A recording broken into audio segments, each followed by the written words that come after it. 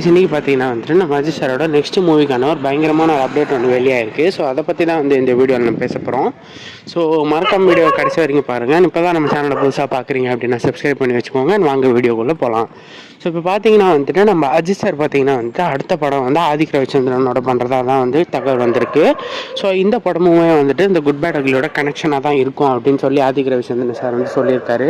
So அந்த படத்தோட கடைசியில் பார்த்தீங்கன்னா வந்துட்டு ஒரு லீடு ஒன்று கொடுத்துருப்பாரு. ஸோ அந்த லீடை வச்சு தான் வந்து இந்த படத்தை வந்து எடுத்துகிட்டு போகிறதா வந்து தகவல் சொல்லியிருக்காரு.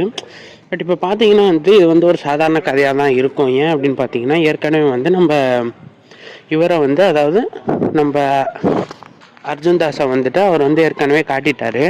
ஸோ அவரை தான் இப்போ வந்து இன்னும் த்ரில்லாக எடுத்துகிட்டு போனோம் அப்படின்னா நிறைய ட்விஸ்ட் அண்ட் டர்ன்ஸ்லாம் படத்தில் இருந்தால் தான் போகணும். ஸோ எதுவுமே இல்லை அப்படின்னா அந்த படம் வந்து திரும்ப நல்லா அமையாது. ஸோ மறுபடியும் ஃப்ளாப் கொடுக்க ஆரம்பிச்சிடும் இந்த படமும். ஸோ இப்போ வந்து நம்ம அஜித் சாரோட அப்டேட் என்ன அப்படின்னு பார்த்தீங்கன்னா இந்த படம் இதுக்கு முன்னாடி வந்துட்டு வேல்ஸ் தான் ப்ரொடியூஸ் பண்ணுறதா இருந்துச்சு. பட் இப்போ வந்து இன்னொரு அப்டேட் என்ன அப்படின்னா ரோமியோ பிக்சர்ஸும் உள்ள நுழைய போகிறதா வந்து தகவல் வந்திருக்கு.